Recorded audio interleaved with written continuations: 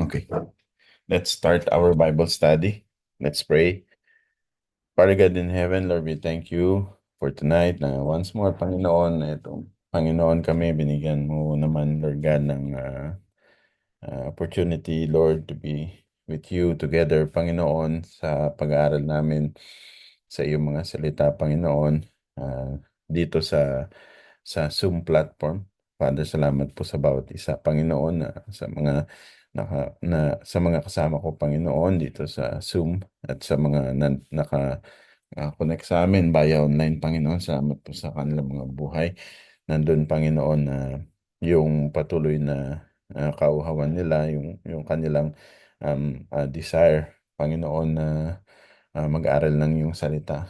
Lahat kami, Panginoon, ay tuturuan mo, Panginoon, sa gabing ito. At ayaw mo, Panginoon, na ako na magpapacilitate, Panginoon, ay ganun din, Panginoon, matuto rin po, Panginoon, sa gabing ito ng mga um, ah, sa mga salita, Panginoon, na bibigyan linaw ng banal na Espiritu. Salamat po, Diyos, sa bawat isa at sa mga maaring mag-join pa, Panginoon. Bigyan mo po sila, Panginoon, ng time tunay na makasama po, Panginoon, sa aming pag-aaral. Nang sa gayon, Panginoon, sama-sama kaming lalago. Sa gabing ito, Panginoon, muli tinataas ko po, Panginoon, nataas po namin ang gawain na ito, Panginoon, sa iyo. At ikaw po, Panginoon, ang, ang mas malugod, Panginoon, sa aming gawain, Panginoon, pagkat wala pong ibang pangalan na itinataas kundi ang pangalan mo lang, Panginoong Kristo. At nawa, Panginoon, even Lord God, doon sa maaaring makapakinig ng replay nito, Panginoon, ay gayon din, Panginoon, tunay na hindi lamang basta kapulutan ng aral, but bagus, Panginoon, na magkaroon po, Lord God, ng saysay ito sa aming pananampalataya, magbigay ng kalakasan, Panginoon, sa aming pananampalataya, Panginoon. Salamat po ng marami, O Diyos, pang aming sa aming dalangin sa iyong pangalan, Panginoon sa Kristo. Amen. Praise the Lord. Magandang gabi po ulit sa inyo once more and welcome to our Bible study. So again, to those who are here with me in Zoom, if you have question, you can always unmute and interrupt me and just say the question, ask the question. Now, kung kayo naman po ay nasa online, you can always comment yung question kung meron man kayong question or even insight kung meron mga insight, or you can, of course, you can also send a message via Facebook, no? Via what you call this, PM, private message, no? You can send that as well. So, all right, so let's start our Bible study. Okay. So again, welcome to our Bible study. And what we're going to discuss tonight can be found in the book of James, chapter 1, verses 2 to 4. So yan po yung ating pag-aaralan, no? And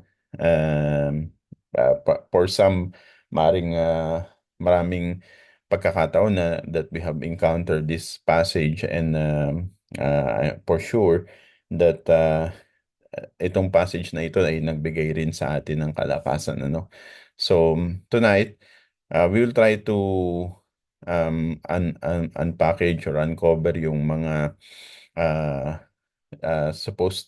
supposedly mga trials wherein we will be able to foster joy, or yung tinatawag natin na even though meron tayong trial na kinakaharap, pero nandoon yung joy natin, no? And that stems out from ating maturity, ating spiritual maturity. So tonight, by diving deep dito sa passage na ito, nais natin na ma-enrich yung ating uh, uh, understanding, yung ating faith, at ganun din yung pag-face natin sa mga trials, no? Kung tayo man ay haharap sa mga trials. So I hope tonight na ito ay magbigay sa atin ng encouragement at kalakasan, And ito yung ating ano, um, pag-aaralan or yung title ng ating pag-aaral, Embracing Trials with Joy, in James chapter 1 verse 2 to 4. So, examining trials through the lens of James, because of course we know that the book of James has been written by James. So let us start with pag-usapan muna natin about the authorship and itong context ng Book of James, right? So nakita niyo diyan sa screen niyo, saglit lang ha, may nag-message doon sa ano. Alright, si Brother Ashish sent a message watching from Bangladesh. Hello, Brother Ashish. Good evening. Good evening to you. So, we can see here, we're going to discuss, or as much as possible, I will try to speak in English so that Brother Ashish, who is online, can understand. So, this authorship, sorry, you can read from the slide, authorship and context of the book of James. So we're going to discuss a little bit about the context and the authorship, or who is the author of the book of James. Sabi ko nga, of course, it's James, authored by James. And who is James? Is si Brother James Sanchez, yung ating kapatiran. Of course not. Um, he is James, the brother of the Lord Jesus Christ. Okay? So itong pong si James, he is the confirmed, because merong nagsasabi na hindi brother ng Panginoong Hesus itong si James. Pero the truth is he is the brother of the Lord Jesus, half brother, no, of the Lord Jesus. Ba't sinabing half brother? Kasi we all know that so I will try to speak in English, okay, so that Brother Ashes can understand. So we all know that the Lord Jesus, hindi siya talaga biological son ni Joseph, di ba? Because hindi naman sila nagkaroon ng ano biologically, wala naman silang sexual intercourse na nangyari sa kanila. So Blessed Mary is conceived by the power of the Holy Spirit. So the the our Lord Jesus was born without yung X chromosome ba yung sa lalaki o Y chromosome? X ata, X chromosome. So without Joseph's ano, kumbaga uh, without Joseph sa egg cell, no? Why? Ha? Why? Y ba? O yun. Y pala. So without hindi pala egg cell, sperm cell pa, egg cell sa babae. No. So ayun. Now si James came out from Blessed Mary through Joseph, right? So that's why we are saying itong si James is the half brother of the Lord Jesus, no? So magkapatid sila itong si James. And the book of James is an epistle. If we don't know, an epistle is like a formal letter intended to instruct and to guide. No, yan ang epistle. And this was written about around 48 to 62 AD nung sinulat po ito ni James. And James wrote this because he was addressing the Jewish Christian at that time.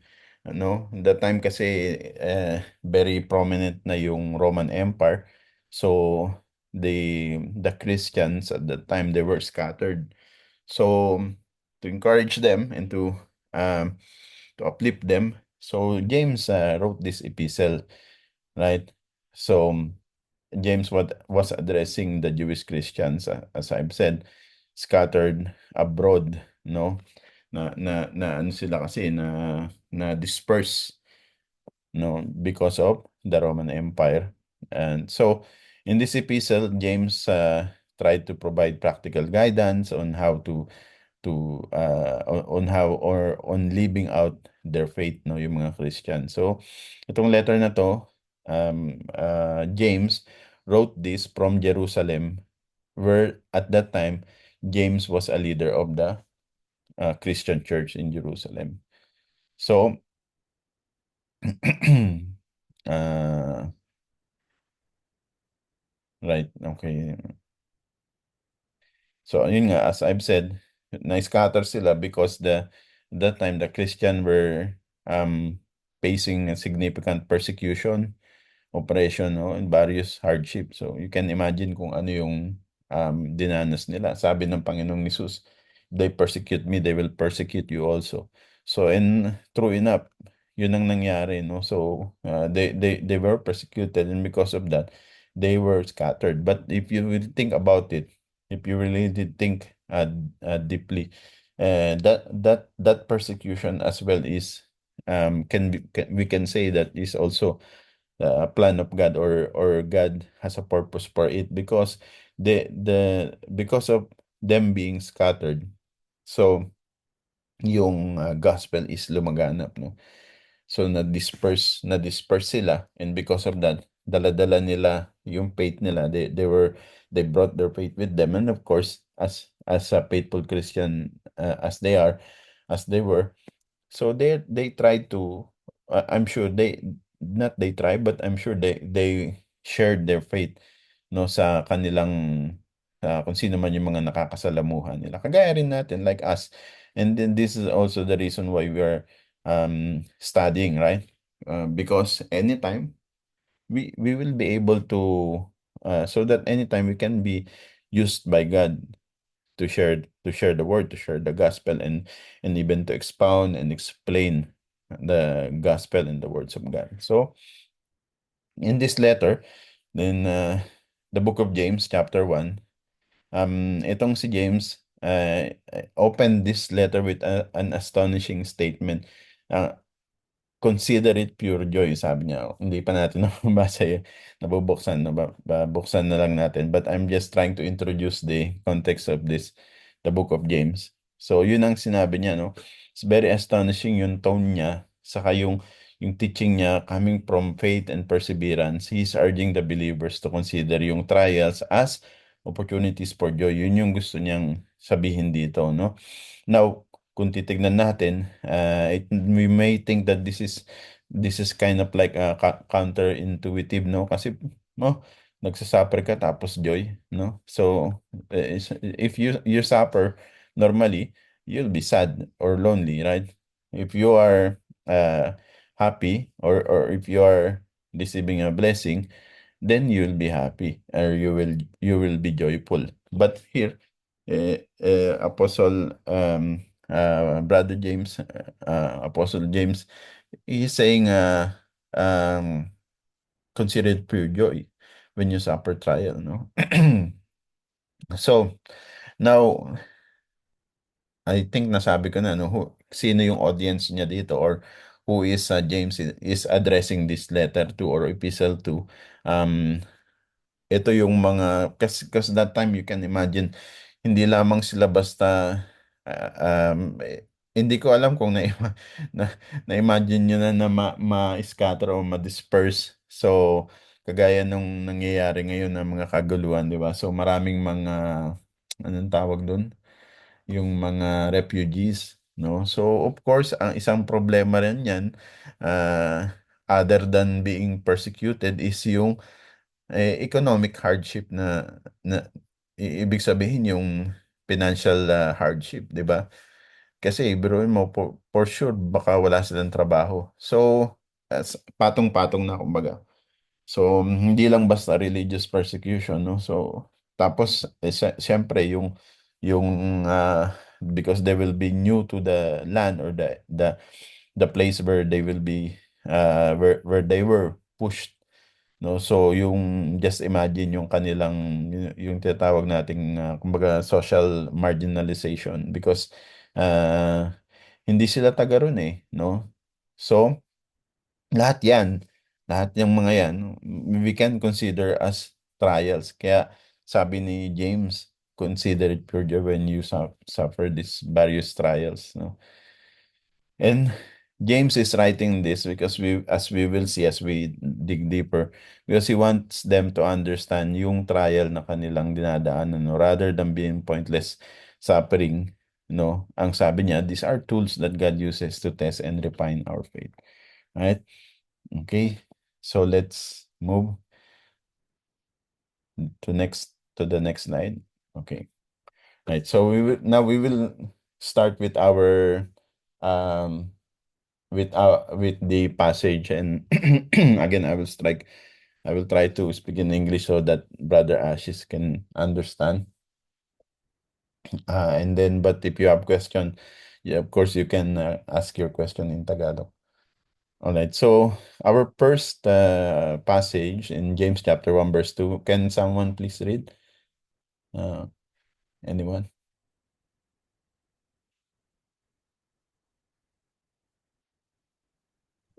Ako po, Ako na Pastor. lang po. Oh. Oh, sige. Sige po. James 1:2. Consider it pure joy, my brothers and sisters, whenever you face trials of many kinds. Mm, thank you po, Sister Pressy. So, as I've said, no, itong ang Book of James is a letter written uh, by James to the Jewish Christian um, during the time of the Roman Empire.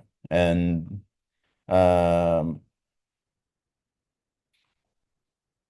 okay. And mababasa natin dito, sabi diyan, consider it pure joy. If we look up this phrase, itong considering, considering or counting, sa ibang translation kasi count it, no? So, considering, ang Greek word niyan is hegesaste, no? So, means it's to consider or to regard. So, meaning James is not saying that the trials themselves are joyful, right? So, hindi niya sinasabi na yung trial mismo ay joyful, but that believers are to choose to view them as opportunities for growth. Nakuha nyo? That's why he is saying, consider, no? Consider. Pag sinabi man mi say, i-consider, no? Ibig sabihin, that in itself is not, it's not equivalent to what is uh, under face value. It's not equivalent to what is being equated it to. However, when we say consider, so meaning we will try to equate or try to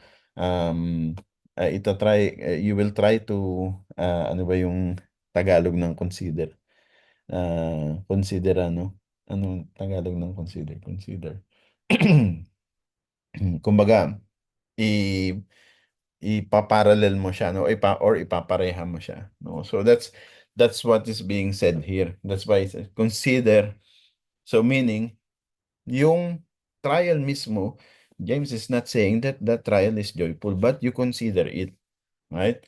Then, sabi niya, yung joy, refer to here, no?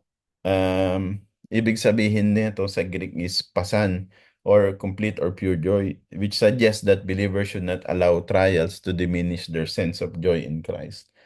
Because remember, they were scattered. So most probably, iniisip nila, pinagsakloban na kami ng langit. Sinong tutulong sa amin, no? So here James is writing to them to uplift them and telling them, consider it pure joy. But now the question, how can you consider it pure joy, no? Sabi diyan, consider it pure joy, my brothers and sisters, when you face trials of many kinds, no? Trials of many kinds. But why many kinds? Because as I've said, many kinds, because it's not only it started with the persecution, but afterwards, of course, when you are dispersed or you are pushed out of your place. So, andiyan dyan na, patong-patong na. Andiyan na yung finances mo, yung economic mo, yung social, mga social issues nyo, no? Because you are new to the place, right? So, maring wala kang pang trabaho that time. So, patong-patong na siya. It's not only the persecution now, but patong-patong na sila. But still, as a Christian, as a follower of Christ, so Apostle James is saying that they must consider this kind of trial as a persecution, even though they are suffering these trials. And we can relate to this, right? Because maring we're not having that same kind of persecution, that we are being scattered, although we are not we are from Philippines, but we are not in Philippines right now. We are in the Middle East. So, but we are also suffering various trials, right? So we can relate to this. Now, if we will take this and think about it, kung kayo ay meron kayong dinaranas na trial or problem, so you consider that trial, you consider that trial as joy, right? So, sabi niyan, when you face trials of many kinds. Sa ibang translation, sabi diyan, yung when you fall into, no, the Greek word na ginamit diyan is peripesete, means to encounter or to come upon. So James is talking about an unexpected difficulties that come into a believer's life. Maraming mga ganyan na nangyayari sa atin. Sometimes meron nga 'di ba na mga believer that lalo na who are new believers in Christ, and then uh, here you are very happy and joyful because you have accepted the Lord Jesus Christ. And yet, after a while, you will suffer trial. You will I heard before some people that says that when they were not a believer, they didn't experience that kind of trial. But now that they are a believer, they have experienced this uh, uh, kind of intense trial.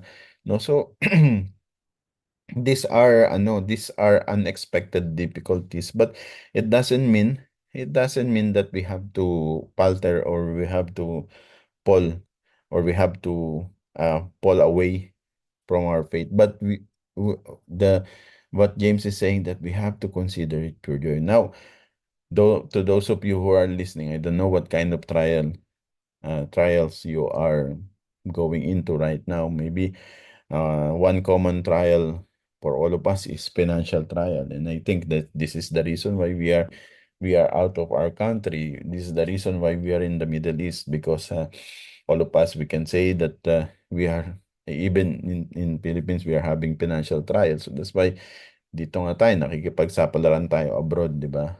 So Uh, other than that, of course, meron pang mga ibang trial, like sa family natin, even sa work natin, right?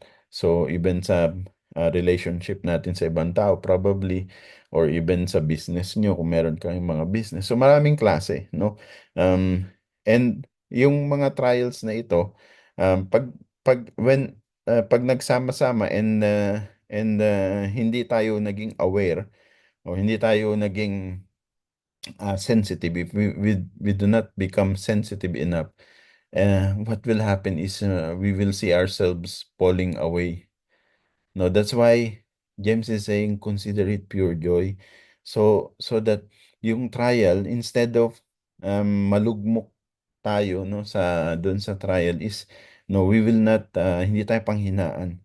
But because we will consider it pure joy pa. And later, he will explain why. No?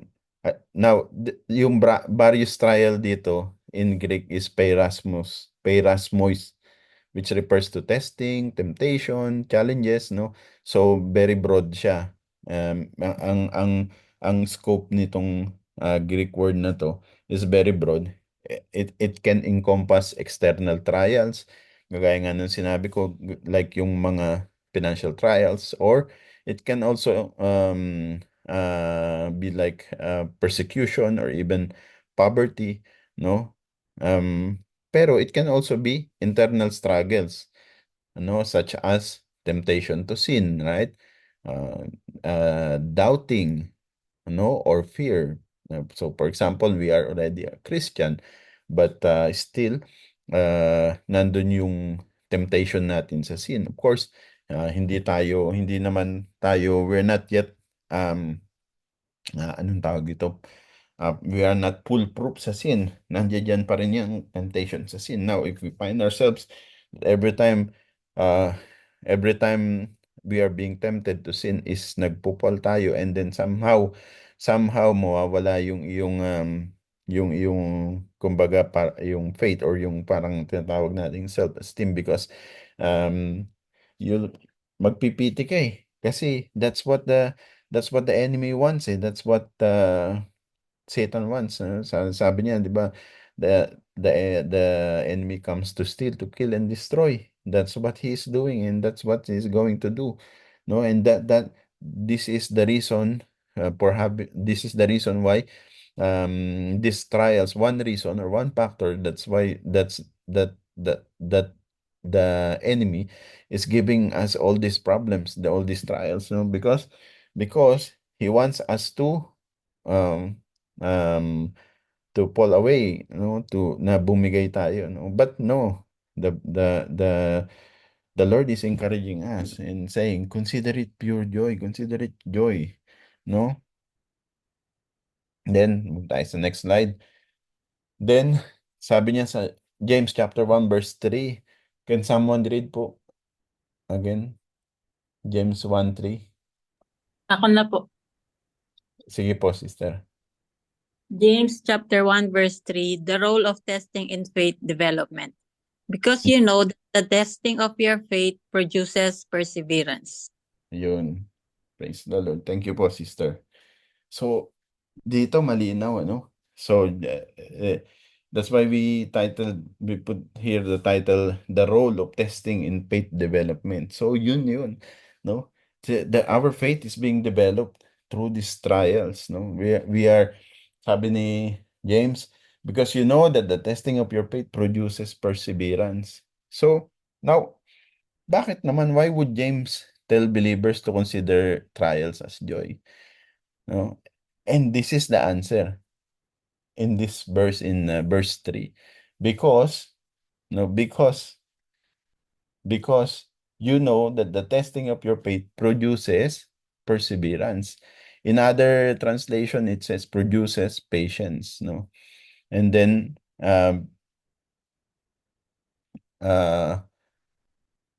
ang Greek word po na ginamit diyan in testing is dokimion, which refers to process of proving or refining something. So yan yun. So imagine yourself being as a Christian, you're being refined through this trial, no? No, nire-refine ka.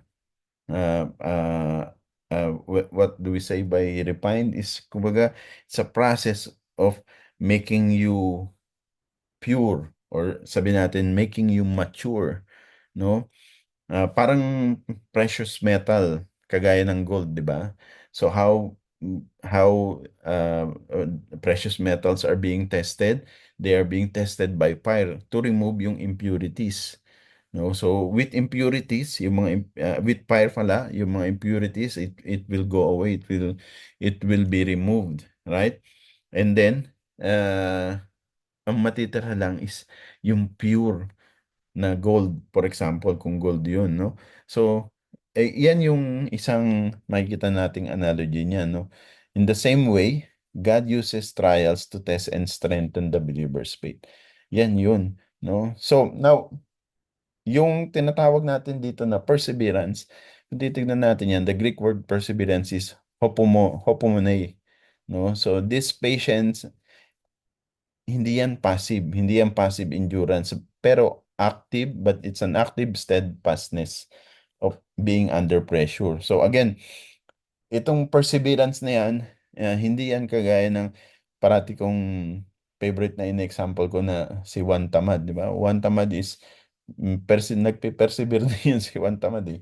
Nagpe-persevere siyang mag-antay, kaya lang passive, no? Passive siyang nag-aantay, meaning he's not doing anything, wala siyang ginagawa. Pero the perseverance here that is being talked about, that's why we looked at the Greek word hopomone. So this is an active kind of perseverance or patience, no? Yung steadfastness na tinatawag under pressure. And God uses these trials to develop yung ating spiritual endurance, And because of this, we will be perfect and complete. And this is the goal. This is the goal of the process of spiritual maturity. So that we become perfect and complete. In Greek niyan is teleios kai holokleros. Perfect and complete. So yun yung goal for us to become perfect and complete. So ibig sabihin pala, so again, the joy is not, the trial in itself is not joyful. However, Apostle James is telling you, consider it as joyful. Why? Because through this trial, you are being perfected. You are being made perfect and complete. You are being teleios kai holakleros. No, you are being made perfect and complete. And this this idea or this teaching that James is telling the believers in his epistle in James chapter 1 verse 3 is this is aligned with other passages in the Bible. We can see for example in Romans chapter 5 verse 3 to 5, it says there, and not only that, but we also glory in tribulations. See, we also glory in tribulation. That is the same. Consider it pure joy. Now, Apostle Paul is saying we glory in tribulations, knowing that tribulations produces perseverance. So James and Apostle Paul they have the same mind, no? Knowing that tribulation produces perseverance. May nagtaas ng kamay. Sige po, si uh, Brother Richard, Sister Charlotte. You have a question po? Di pas, napindot lang. Ay, okay po. Sige po. Teka. Right, so, okay. So, yun. So, makikita natin in Romans chapter 5 verse 3 to 5. Ay, sorry. Nandyan nga pala si Brother Ashes. No? Okay, I will try to speak in English. Right, so in Romans chapter 5 verse 3 to 5, we can see that Paul and James are talking about the same thing, no? Paul is saying, and not only that, but we also glory in tribulations, knowing that tribulation produces perseverance, and perseverance, character, and character, hope. Now, hope does not disappoint because the love of God has been poured out in our hearts by the Holy Spirit who has given to us. Now, Apostle Paul's words, echoes James' sentiment. No, sabi ko nga sa inyo, yung tribulations dyan and trials, it's the same. No, so they are saying that this produces perseverance, which leads to the development of character and hope. That's why James is saying, consider it pure joy. Consider it pure joy when you're suffering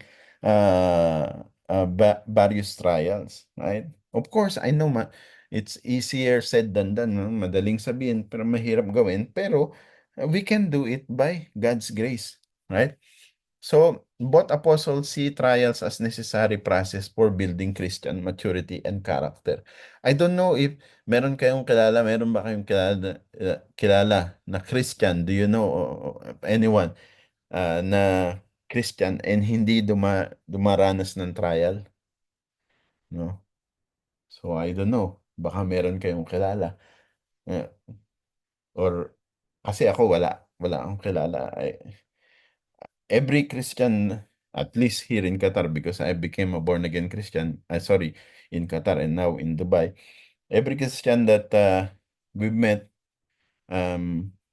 some reason or another, they experience or they are experiencing trial or have experienced trial. So meaning this is a part of our Christian life, no? Because it makes us mature, you know, it produces perseverance, which leads to the development of our character, no, our maturity. Same also with First Peter chapter 1, verse 6 to 7. No, it says there, in this you greatly rejoice, though now for a little while, if need be, you have been grieved by various trials, that the genuineness of your faith, being much more precious than gold that perishes, though it is tested by fire, may be found to praise, honor, and glory at the revelation of Lord Jesus Christ. So here we can see that Peter also, no? So now not only Paul, Peter as well. Peter also encourages believers to rejoice in their trials, recognizing that these trials are temporary, no, temporary only, and serve to refine their faith, your faith. Like gold tested by fire, trials remove impurities and reveal the strength and genuineness of our faith. Saan pa? Same with Hebrews chapter 12 verse 11. Hebrews chapter 12 verse 11 says, "Now, no chastening seems to be joyful for the present." It talks about chastening naman, but painful. Nevertheless, afterward, it yields the peaceable fruit of righteousness to those who have been trained by it. See? So that's why James is correct. Consider it pure joy, no? Because here in Hebrews chapter 12 verse 11, trials may not be pleasant. That's what the passage is telling us in the moment, but they produce the fruit of righteousness. And God uses discipline and trials to shape us into the people He wants us to become. Okay? So, yan yun, no? Huwag nating titignan yung trial na as a anong tawag dito? Na kawalan sa atin or para ikaka-down natin or dahilan para manlamig tayo.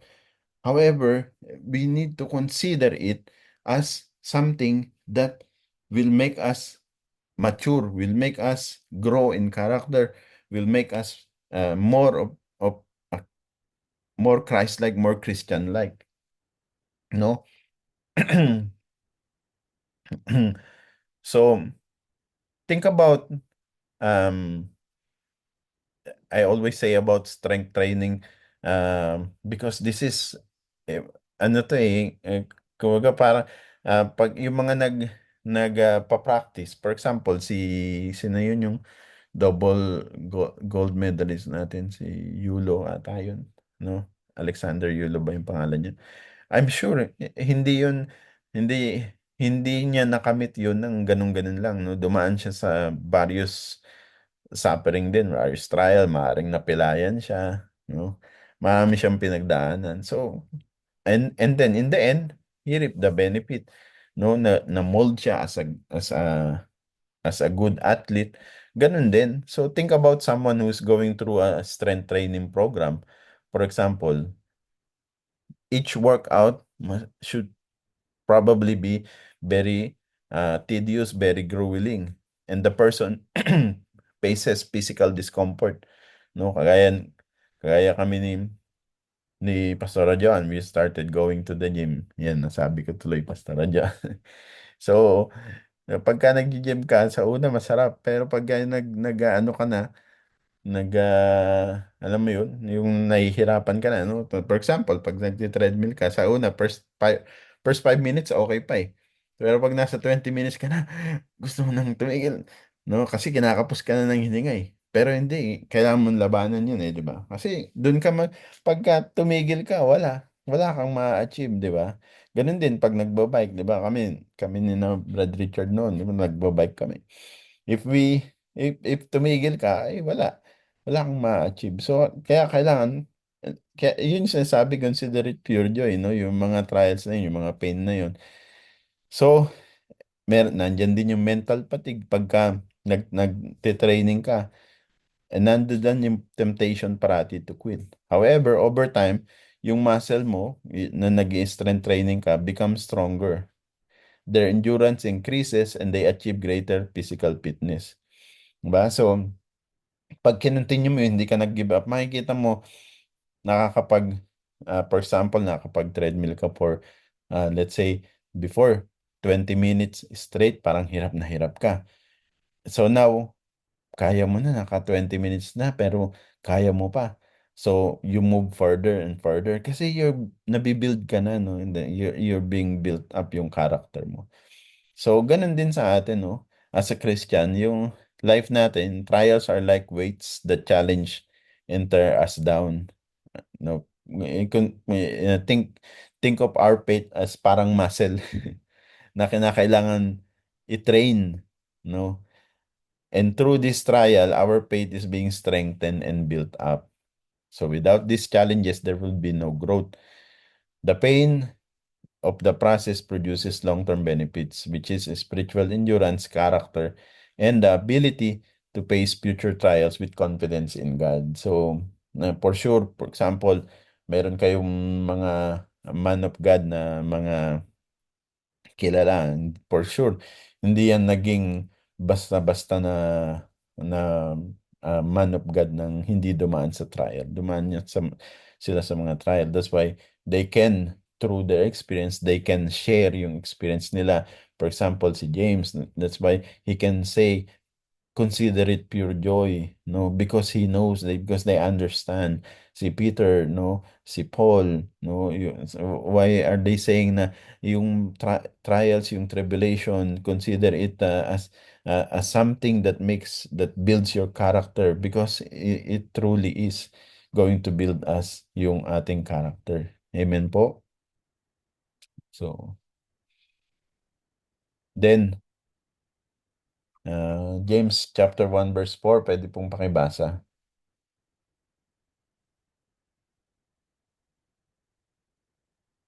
Ako na lang po. Let perseverance finish its work so that you may be mature and complete, not lacking anything. Amen. Thank you po, Sister Melody. So, again, this verse continues dun sa teaching ni James on the purpose of saglit, nag-ano yung aking Zoom. Ayan. Ba't ayaw? Yan, ako na lang. Yan, okay. So, it provides yung vision of what spiritual maturity looks like and emphasizes the necessity of enduring trials to reach that maturity. Yan po yun, no? Kaya sabi diyan, let perseverance finish its work so that you may be mature and complete, not lacking anything. Sa James chapter 1 verse 4, this follows the previous verses as we discussed, no? Where James encourages believers to count it as pure joy when they face trial, because this trial tests our faith and develop perseverance, no? Sa verses 2 and 3. And now in verse 4, here James is explaining that perseverance also can be translated as steadfastness or endurance. This is not the end goal in itself, no, yung perseverance. Hindi yun lang yung perseverance. Pero instead, no, yung perseverance merong purpose, right? So because it produces perseverance, yes, pero hindi doon nagtatapos yun, no? Because the perseverance also have its purpose. And what is it? To complete the believer's spiritual development and bring them to a state of maturity and wholeness in their faith. No? So yan yung sinasabi ni Apostle James diyan, no? That let perseverance finish its work so that you may be mature and complete, not lacking anything. And it's the same thing like what we are trying to, I'm trying to explain to you. For example, if ako I'm training, if I quit, wala akong mararating, no? For example, if nagte-treadmill ako, because right now I'm doing the treadmill, kasi 5 minutes okay pa eh. Pero pagdating ng 10 minutes, 15 minutes, dun na you can start to feel your heart pounding, your body sweating a lot, and you can start to feel anong tawag dito, yung breath mo, medyo ganyan ka na, no? And then you can see kasi meron akong sa smartwatch man, you can see your pulse increasing. So, and then yung mga yung mga kasukasuan mo somehow kumbaga it's getting tired. So you have a choice. Are you going to quit or are you going to continue? No. So, if you quit, well, wala kang mararating, wala tayong mararating, wala tayong patutunguhan. We have to continue and we have to consider it pure joy. No? Yun ang sinasabi ni James dito. Kasi, again, it's that's why dinaanan natin yung context, because that is the condition of the Christians before, the Jewish Christians to whom James was writing. As I've said, they were scattered and facing various difficulties such as persecution, poverty, opposition. So itong mga external pressures na to threaten their spiritual well-being.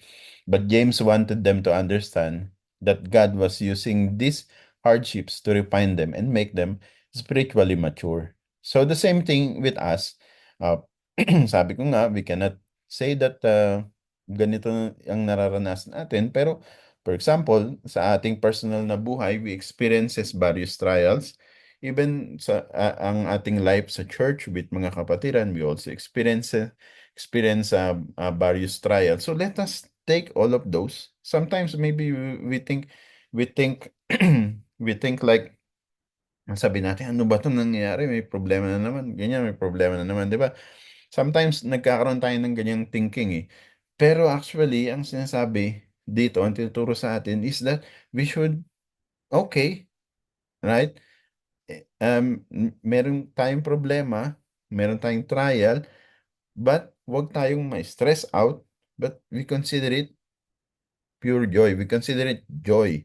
No, we have to continue. And one thing na ako, for me, honestly, is how I can consider it pure joy is because in First Corinthians chapter 10 verse 13, it says there that there's no trial that God will allow that we cannot anong tawag dun? We cannot endure, no? So meaning, so I'm trying to speak in English as much as possible, because sino to? Brother Ashes is there, so he will understand. So, uh, I have in First Corinthians 10:13 it says that God will not allow you a trial more than you can bear, no? So, ibig sabihin, if God allows that trial for you to be received, no? Ibig sabihin na kung dinaranas mo yung trial na yan, for sure, that is because dumaan na yan sa Lord. The Lord have checked that trial and He knows nakakayanin mo, no? Kasi yung sabi ng Biblia, ng salita ng Diyos, no? That He will not give you something na hindi mo kakayanin. But sometimes, the problem is sa atin, pagka nandiyan na yung trial, nag-give up kagad tayo. We easily give up. You know? Ang Lord may tiwala sa sa kakayanan natin. Pero tayo, wala tayong tiwala sa sarili natin. No? Yun ang problema. So that's why, see, hindi ko alam kung anong klaseng trial ang dinaranas niyo ngayon. But, sorry, mag-English pala ako. I don't know what kind of trial you are facing right now. I don't know, but you know. However, think that trial that you're facing right now, before you even face that, it went to the Lord, and the Lord checked it, and He knows that you can handle it. He believed that you can handle it. That's why that trial was released, and now you're facing that trial, right? So if God believes and God knows that you can handle the trial, then you can handle it. But sometimes, wala tayong believe sa sarili natin, no? Nag-give up kagad tayo. So this is what James is telling us, no? Consider it pure joy. Don't give up. No, that's what he is telling us, no? Yung mga external pressures, no?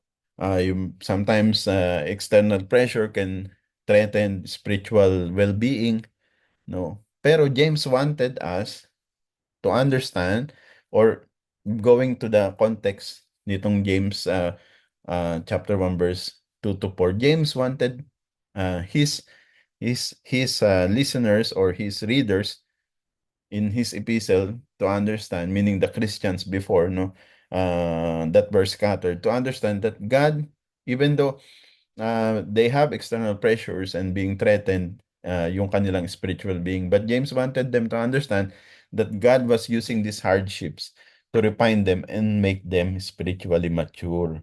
Right? And ganun din tayo. We can also take this, no, itong yung concept na ito na itinuturo ni James sa atin, no, even though we don't suffer the same trial as they do, right? So sabi doon, sabi dito, let perseverance finish its work, right? So itong finishing of work, this can also mean bringing to completion or being perfected or being perfect. No, James is urging believers to allow the process of enduring trials to come to its full fruition or fruition. No, the work is not complete until perseverance has achieved its intended purpose, which is spiritual growth and maturity. Right? So, yung mature, the Greek word mature, is teleioi. This word means perfect or fully developed. It refers to reaching full maturity in faith where the believer's character and conduct reflect the maturity and holiness that God desires, no?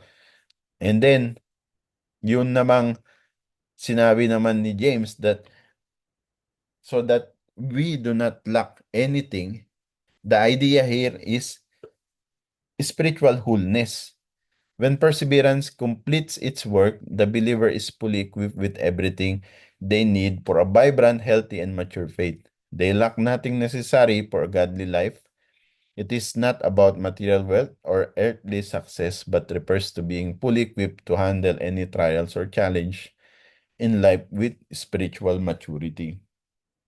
So, James is presenting here a profound spiritual truth that trials are essential to becoming spiritually mature. So now, mga kapatid, so if you are having trials now in your life, so don't think that you are that because you have sinned, that's why you are having this. Well, sin has consequences, so it can happen. But think also about this trial as something that will make you complete spiritually. No? So without perseverance, the work of spiritual growth is incomplete. The endurance developed through trials is what helps Christian becomes whole and mature. Yan yung goal talaga, no? The goal of the Christian life is not just to have faith. Yes, that is the first step to have faith, no? Because for God so loved the world that He gave His only begotten Son, and whoever believes in Him shall not perish but have eternal life. Yung believe, no, yun yung faith, no? Pero yung faith na yun, kailangan mag-grow, hindi yung pwedeng bansot, no? Yung faith, yung faith mo nung una kang nakakilala hanggang ngayon, yun pa rin. So your faith needs to grow, no? So kaya nga sabi ni Apostle Paul, no, faith from first to last. Yung faith na yan nag-grow. So meron tayong saving faith, meron tayong living faith. And to be transformed more and more into the image of Christ. So this process of maturity is ongoing. Pero trials accelerate it, no? So kasi kumbaga yung trials yun yung ano kumbaga sa ano yun yung practical, no? So iba kasi one thing that we grow in reading and studying the words of God, of course our faith will grow that way. Pero iba pa rin pagka when we suffer trial because yun yung kumbaga practicum, yun yung application. So yung whatever you have read, whatever you have learned, when you are suffering in trial, that's the time that you apply what you have learned. You know, as you persevere through trials and your faith is tested and refined, it will make you more like Christ, the Lord Jesus Christ. Kagaya nga nung nabasa natin, di ba? or yung last na pag-aaral natin sa Hebrews 12:1-2. Let us run, excuse me, let us run with endurance the race that is set before us, looking into Jesus, the author and finisher of our faith. So, itong passage na to, it reinforces the idea that endurance or perseverance is part of our spiritual race and leads to our ultimate spiritual perfection. No? Kaya ang ganda ng team ng anniversary ng JRK, no? It's about perseverance, no? And it's connected to this what we're discussing right now. So, and as we can see, dito sinabi ni James that so that you may be mature and complete, not lacking. If you'll see it contrast yung wholeness sa yung lacking, di ba? Meaning a person who is complete or whole in their faith is not missing anything spiritually. Right? They have the strength, wisdom, and character necessary to live out their faith. Kaya naman sa Ephesians chapter 4 verse 13, kung babasahin natin yan, makita natin that this speaks of believers coming to the measure of the stature of fullness of Christ, no? Yun ang ultimate goal, right? Ultimate goal of spiritual maturity. Completeness is not about perfection in the sense of being sinless, no? Hindi perfection, hindi natin masasabi na sinless ako, wala akong nagagawang kasalanan, perfect na ako, no? But it's about being fully developed in faith and equipped to handle any challenges, no? Yan yun, right? So, makita natin mga passages. 2 Corinthians 12:9-10, basahin ko. And he said to me, my grace is sufficient for you, for my strength is made perfect in weakness. Therefore, most gladly, I will rather boast in my infirmities, that the power of Christ may rest upon me. Therefore, I take pleasure in infirmities, in reproaches, in needs, in persecution, in distress, for Christ's sake. For when I am weak, then I am strong. Diba? Ang ganda, no? Ang sinabi ni Apostle Paul dito. Gusto ko to eh. For when I am weak, so piling mo nangihina ka dahil sa mga suffering, dahil sa mga trial na kinakaharap mo. Piling mo you're weak, di ba? Pero ang totoo, if you will consider pure joy, then you are strong because God will be your strength. Yan yung sinasabi ni James sa verse 4, no? Yung kung makikita nyo dito sa 2 Corinthians 12, yung binasa natin, yung Apostle Paul's response dito to trials, pareho ng sinasabi ni James. Call to perseverance. Apostle Paul learned that through weakness and suffering, Christ's strength was made perfect in him. And this reflects yung same idea that trials complete and mature us spiritually. Ganun din sa Philippians chapter 1 verse 6. Anong sabi dun? Being confident of this very thing, that he who has begun a good work in you will complete it until the day of Jesus Christ. Di ba? He who has begun a good work in you, sino yun? Ang Panginoong Yesus yun, di ba? Eh, sino ang magkukomplete? Ang Panginoong Yesus din, di ba? So, kaya dapat wag tayong mabahala. Right? So, hindi, again, pag Kristiyano ka, hindi man ibig sabihin talaga na haya-hayang buhay, no? Nandiyan pa rin yung mga trials. Pero, you know where you stand. Yun yung what we can say, yung pinaka-ultimate na masasabi ko na kakaiba, or hindi pala kakaiba, na kaibahan, no? Now you know where you stand, right? So, conclusion, trials are not just obstacle but opportunities for profound spiritual growth. No? So, trials and tests and purity of our faith, it's much like precious metals. Kagaya nga ng napag-aralan natin kanina, precious metals are being refined by fire. So, ganun din, consider itong mga trials na nararanasan nyo as fire kung saan nire-refine kayo, no?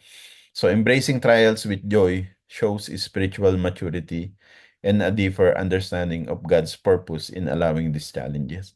Again, itong mga trials, the trials in itself is not joyful, but you consider it. Yeah, consider it joyful. How you can consider? You can consider it joyful because you know that this trial that you are facing, before you even face that trial has been went to God's hand, and He allowed it because He knows that you can handle it, right? So have confidence in yourself as well, no? Because sometimes doon tayo bumabagsak, no? Wala tayong confidence sa sarili natin, so nag-give up na tayo dahil sa maraming trial. Sabihin natin pinagsakluban na tayo ng langit at lupa, na tas wala na. So pagka ganun, hindi natin na in-exercise yung ating pagiging Kristiyano. At pag ganun, mababansot sa ating paglago. No? Kagaya nga ng what I'm trying to uh, exemplify sa inyo kanina, yung pagtitrain. Even yung sa, let's say, you want to build your muscle, gusto mo mag-bodybuilding. Siyempre, yung pagbuhat ng, let's say, ng dumbbell, mabigat yun eh, no? At masakit yun dito sa mga muscle mo, sa mga kasukasuan mo. Pag sumakit na yan, magkukwit ka ba? Pag nag-quit ka din, hindi ka mag-grow. So, kailangan mong mag-endure, kailangan mong mag-continue, and consider it joy. No. For example, yung mga nag-bodybuilding, masakit yun yung ginagawa nilang pagtitrain, pero they are joyful because they know that through, even though may pain, pero later on, yung result, maganda para sa katawan nila. Sa inyo naman, sa atin naman, we consider this trial as joy because we know that it's making us complete, no, as a whole Christian, building our character to be more Christ-like. So as we grow in perseverance, we become spiritually mature and complete, and equipped to face future challenges with a steadfast heart. So trials are opportunity for profound growth. They help us rely more on God, deepen our trust in Him, and shape our character to reflect Christ more fully. Amen.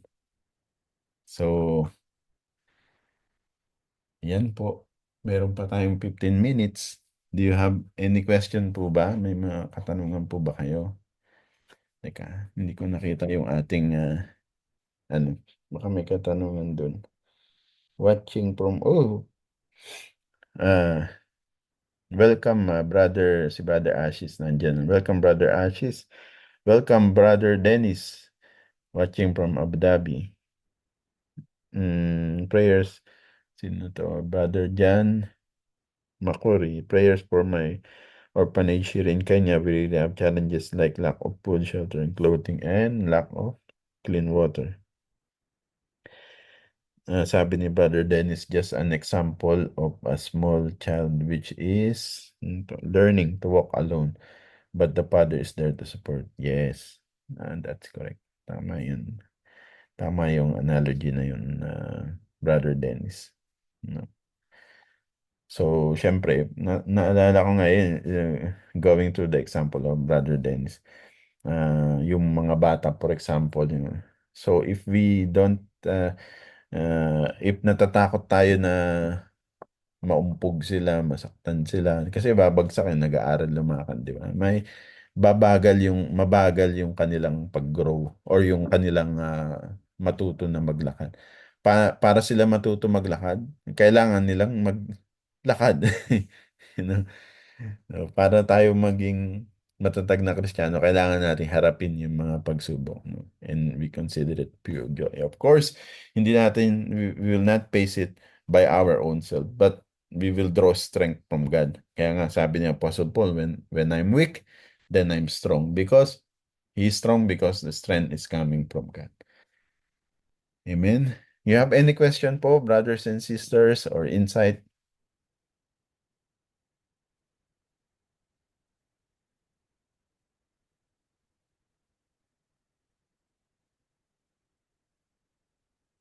Yun, consider ituring. Ituring pala. Okay.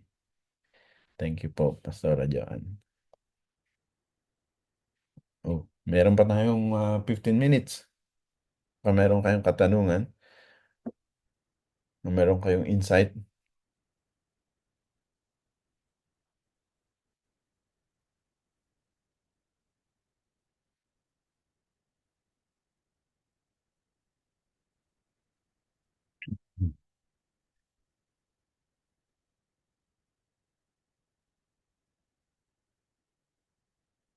Hello? Andiyan pa ba kayo? Oras na. 15 minutes pa. Andiyan pa po ba kayo? Andito pa po, pero ako po wala akong tanong. Okay. Akala ko wala na akong kausap eh. Oo. So, I know uh, for others, para sa iba, sensitive itong matter na ito because lahat tayo I know uh, dumaranas ng pagsubok, dumaranas ng trial. So let us be encouraged tonight as we study no dun sa ating pinag-aralan. Let's be encouraged na umano tayo na wag tayong panghinaan no. I'm not saying don't listen to what I'm not saying no. Sabi ni Pastor ano yun, ni Marsan, Pastor Anthony Marsan na kasama na ni Lord. Yun yung parati niyang sinasabi. Don't listen to what I am not saying. Hindi ko sinasabi na maging manhid kayo, na maging manhid tayo sa mga trials. Hindi yun ang sinasabi dito, no? Hindi na kasi pag manhid ka, walang pakiramdam. Kumbaga, wala ka ng paki. Kundi, ang sinasabi, kailangan talagang dumaan dun sa trial. Ibig sabihin, susuungin mo talaga yung trial. Pero, you will not allow yung trial na, dahil sa trial na, mawala ka, let's say, mawala ka sa Diyos, no? Mawala ka sa, yung normal na life mo kay God, no? Na hindi yung kasi pagka ganun ang nangyari, ang mananalo talaga yung kaaway, 'di ba? Sabi nga John 10:10, 'di ba? The thief comes to steal, to kill, and to destroy. So, yun ang mangyayari. He will steal your life, he will steal your joy, then he will eventually kill and destroy you. So, para sa atin na dumaranas ng trial, right? So, ito yung pakatandaan natin, no? Itong pinag-aralan natin ngayon, no?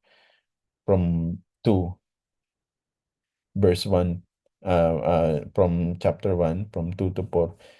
Consider it pure joy, my brothers and sisters, whenever you face trials of many kinds, because you know that the testing of your faith produces perseverance.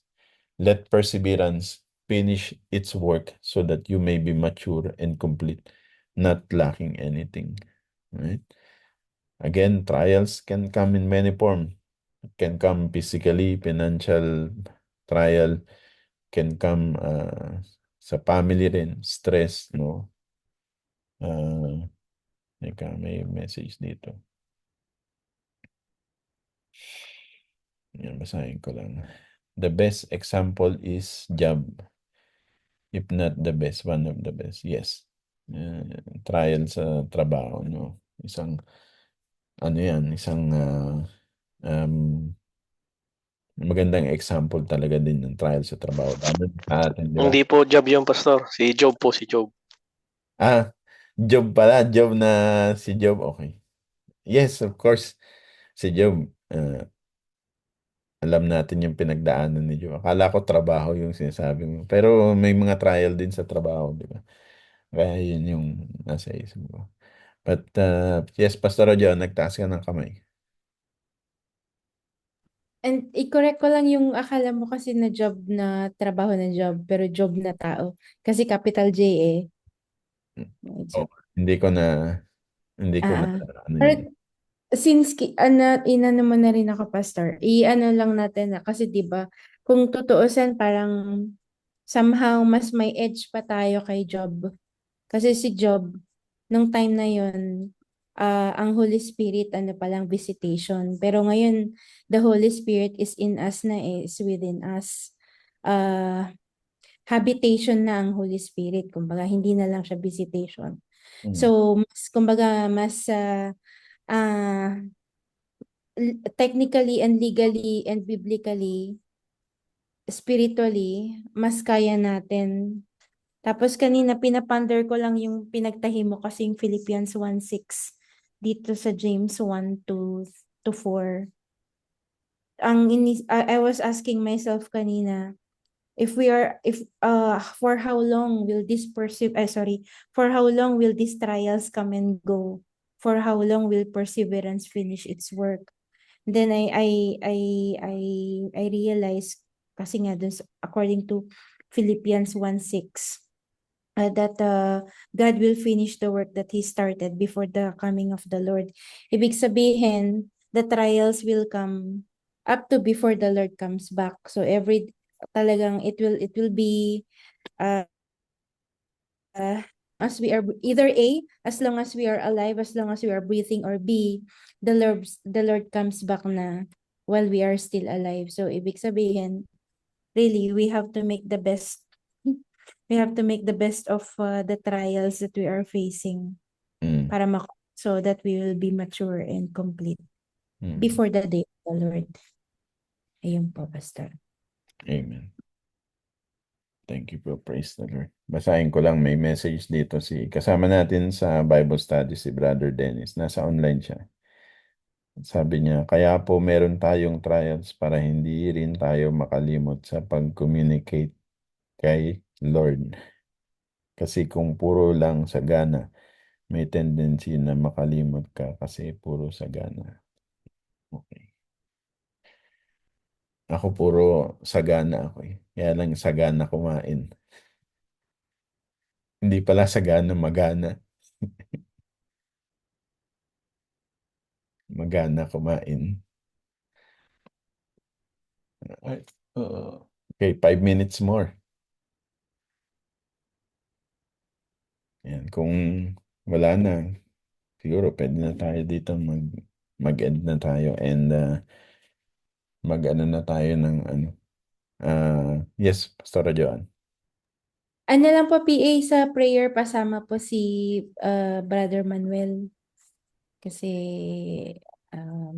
for healing. Mm. Yan. O sige, tama-tama, ikaw na ang mag-pray. Pero mamaya baka mayroon pang ka-question. So, kung wala na, meron kayong topic na gustong itackle for next Tuesday. So again, ang ating Bible study for those who are, yan, para makita nyo sa inyong screen. Next Bible study natin is October 22, 2024.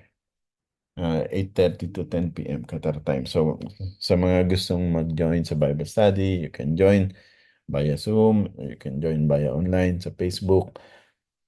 And also, kung meron kayong topic na gustong itackle, we will happily do it. So let us know. Kung wala, it's okay. We will continue with our discussion, Bible study topic discussion. Maganda kasi yung mga topic na for example, meron sa inyong topic na malabo. So we can study it so that mabigyan ng linaw yun, hindi ba?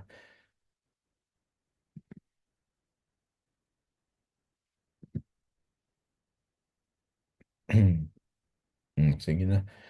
Pastora John, it's okay na. Let's pray na.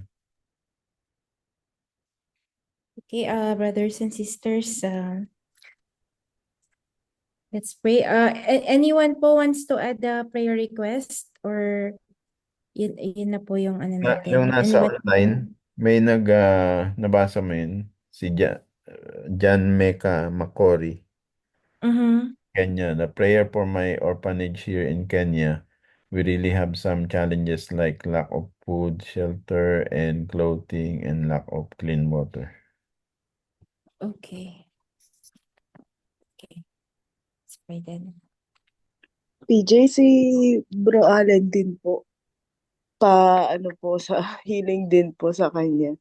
Bakit po anong meron siya? Nilalagnat po, ba? noona po ako, trangkaso. Tapos po, syempre, kasunod na po siya. Hmm, Opo. papalit kasi ang weather. Opo. Oo nga po eh. Mm, sige. Sige Oo, po. dito din eh. Nung nakaraan na kahapon ata, di ba may ano rin ako, yung sinat-sinat din ako. Mm. Oo. Nag-message si Brother Dennis pa, prayer din daw, good health. Prayer po, good health po kami. Silang pamilya siguro ibig niya sabihin. Prayer Yeah, for good health. okay. Isama natin sa prayer. Saka, pasama na rin si ano pala, um, si mother namin, ang biyanan mo. Yung Manene, na ano kasi yung tumama yung kanyang tuhod sa ano, sa, saan ba yun? Sa ano ata, yung sa higaan niya. Kaya namamaga yung tuhod niya. Mm. Yan. Sulat mo para hindi mo makalimutan. Opo, sinusulat na po. Oo. Yan. Sino pa po? Baka meron pa pong prayer request dyan sa inyo. Kasama din po, Pastora, yung MRI nung anak ko sa Thursday. Si Brother Clyde po, Opo, Pastora. MRI, kailan po? Sa Thursday po. First day. Thursday. Hindi naman po siya claustrophobic. Uh, hindi ko Ako po. po kasi claustrophobic eh. Takot ako sa Opo. mga enclosed space. Kaya mahirap sa akin ng MRI. Anyway, ayan, sige po. MRI sa Thursday, tapos sa orphanage, healing, Brother Manuel, Brad Allen, Sis Melody, full healing po, no? Restoration, recovery, kay Brad Dennis and family, kay Nanay Nene, yung kanyang tuhod. Ni. Sige po, let's pray. Ano ba yan? Okay. Brothers and sisters, mga kapatid, gising pa po ba kayo? Ayan. So kanina we heard the word of God. So now let's exercise our faith through prayer. Okay. Abba Father, in the mighty name of our Lord and Savior Jesus Christ, in the leading and guidance of the Holy Spirit, O God, Lord, we glorify you and we magnify you, Lord, in our Yes. midst, O God. Indeed, Lord, even if we are not together physically, O Lord, in our separate homes, in different countries, O God, Lord, we believe, O Lord, that your hands are not short to save, O God. Your hands are not too short, O Lord, to do the impossible things, O God. Lord, Yes. thank you, Lord, for the words that we have learned tonight, reminding us, Lord, to consider the trials that we are facing, to consider it pure joy, O God. And these trials, which are of many kinds, these trials which are unexpected, oh Lord, they come in many forms, oh God. As we have heard tonight, Lord, they accelerate our faith, oh God.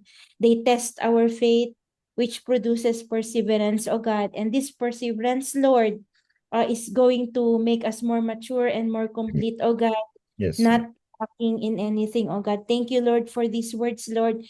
Thank you, Lord, for this assurance, oh God, that even with these testings, with these trials, oh Lord, you are with us, oh God. Indeed, Lord, Amen. you are full, oh Lord, in so many ways, oh God. Yes, Lord. And we know, Lord, that these trials, oh God, that we are facing right now, or that we are going to face, oh Lord, these trials, Lord, will be an opportunity for growth, for our spiritual growth, oh Lord, and also an opportunity to remind us, Lord, of who you are to us and who we are to you, oh God. We are your children, Lord, and you are our Father in heaven who takes care of us, oh God. You are our Father in heaven who wants to lavish his love on us, oh God. Yes. Lord, give us this wisdom, Lord, to be able to perceive, to be able to discern, oh God, what these trials bring to us, oh God. Lord, sometimes we think they are trials, but sometimes they are just effects or results of wrong decisions that we have done, oh God. But even so, Lord, you are faithful. You will see us through this, oh God. Marami. Thank you, Lord Jesus Christ. And Lord, as you said, Lord, in your words na pinadaan niyo po kay James, oh Lord, that we should not only merely listen to your word, merely study your word, but to do what your word says, oh God. And Lord, tonight, Lord, as we part, oh God, as we close our eyes tonight, Lord, even in our dreams, Lord, remind us, oh God, of where we are really at, oh Lord. Remind us, oh Lord, in our Christian growth, in our maturity, where we are now, oh Lord, and that you are still continuing to work, oh Lord. You are still continuing to sanctify us, Holy Amen. Spirit, that we will be made perfect before the day of our Lord Jesus Christ. Oh God, tonight, Lord, we're not just only praying, oh Lord, for the application, for the opportunities of application of your word in our lives, Lord, but we're also praying for the healing, for provision, oh God, and for recovery, for restoration of health, oh God. Lord, we're praying, Lord, for the healing for Brother Manuel, oh God. Lord, you know Yes. that the sickness that he is going through, even Brother Allen, Lord, Sister Melody, oh God, Yes, Lord. even to my mother-in-law, kay Nanay Nene, oh Lord, you know what happened to her, oh God. And Lord, we're also praying, oh Lord, for protection, Lord, not only for Brother Dennis Yes. and his family, but for all of us, Lord, Yes, for Lord. all of your children, Lord. Even Lord, those who are not with us in this Bible study, oh God, we're also praying, Lord, for their protection, oh God. For Yes. anyone, Lord, who is suffering from a sickness right now, even if it's just the start, oh Lord, or maybe it's going through the healing process already, oh God. Lord, we're praying, oh God, for your healing, oh Lord. Amen. Oh Lord, we know, oh God, that the weather is changing, the climate is changing, oh God. And you remind us also, Lord, that our bodies, oh Lord, is the temple of the Holy Yes, Lord. Spirit, oh God. Every one of us, Lord, is to be used mightily by the Holy Spirit.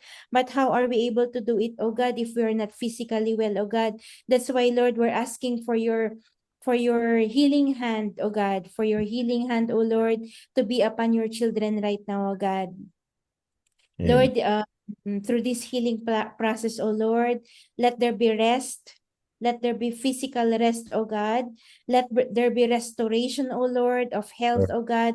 Yes, Let sir. there be full and speedy recovery, oh God, on your children, oh Lord, that our bodies, Lord, will work magnificently, fearfully, and wonderfully how you have designed it, oh God. Lord, Amen. we're also praying, oh God, for Brother Clyde's MRI on Yes. Thursday, oh God. Lord, give wisdom to the medical team who will help him undergo this procedure, oh Lord. And let this be a way, oh God, for him to to um to be given healing, O Lord, to be given full restoration of his bodily functions, O God, so that he will be able to work, O Lord. He will be able to function as you have designed his body to function, O God. Amen. Lord, we know, O Lord, that our bodies are weak, Lord. That's the truth, oh God. But Yes, through the Lord. Holy Spirit, Lord, through your powerful hands, oh God, through your healing hands, oh Lord, and through the power of the blood of our Lord Jesus Christ, we know, oh God, that we can receive full healing, oh Lord. And Amen. as you said, Lord, to the many sick persons that you have healed while you were here on earth, our Lord Jesus Christ, according to our faith, it shall be done, Lord. Amen. According to our faith, it shall be done. We say it Yes. again, Lord, Thank you. according to our faith, Lord, it shall be done, oh God. Let it Amen. happen, Lord. And Amen. also, God, we're praying for the orphanage, oh Lord, that a brother from Kenya have posted, oh God. He said, Lord, they are lacking in so many things, oh God, in food, in shelter, in clothing, and in clean potable water, oh God. Lord, you know, this is not hidden in your sight, Lord. You know what these orphanage is facing, you know what the children are facing, oh God. And Yes. Lord, we know, Lord, that you are going to do mighty things, oh Lord. You are going to do mighty things, Lord, for this orphanage, oh God, that you are using for your glory, oh God. Yes. Lord, we pray, Lord, that you would give strength, perseverance to Pastor John Mecca Makuri, oh Lord, who sent this message, oh God. Lord, we're also praying for Brother Ashish from Bangladesh, oh God. Lord, Lord. we're praying, Lord, for all the missionaries in the whole world. We're praying, Lord, for your body in the whole world, oh Lord, all the churches in the whole world, oh God, who are standing on the great commission that you have tasked us to do, oh God. Lord, we are lifting everything, oh God, all our cares, Yes, Father. all our cares, Lord. May it be financially, may it be physically, may it be emotionally, but above all, Lord, spiritually, oh Lord, we're lifting into your mighty and able hands, oh God. Lord, thank you for tonight, oh Lord, and if you're not coming back tonight, Lord, give us the strength that we would need to face all the trials and the testings tomorrow, oh Lord, even the temptations that we are going to face tomorrow, oh Lord, for we know, Lord, you will never let us, you will never allow, Lord, for us to face any trials or temptations or any testing, Lord, that Amen. we will not pass, oh God. You Amen. will always be with us, Lord. You Amen. are our Emmanuel. You are the God who is with us, and you will always be faithful to us, Lord. You will always be powerful, oh God, and you will always be loving and merciful and full of grace to your children, oh God. This Yes. is our prayer in the mighty name of our Lord of our Lord Jesus Christ, in the leading and guidance of the Holy Spirit. And we, your children, victorious ones, will say, Amen. Amen. Amen. And And Praise the Lord. Amen. Bless po sa inyo, mga God bless kapatid. po. Good night night po. po. Good night Good po. night. Good Bye. night. Good night. We love you with the love of the Lord. Love Pagpalain you. po kayo Po. ng Diyos. Lord, God Night. bless. say Good good night. night po and God Good night. bless. Good night. Good night, bro. Good night po. Mhm. I-stop ko na yung recording.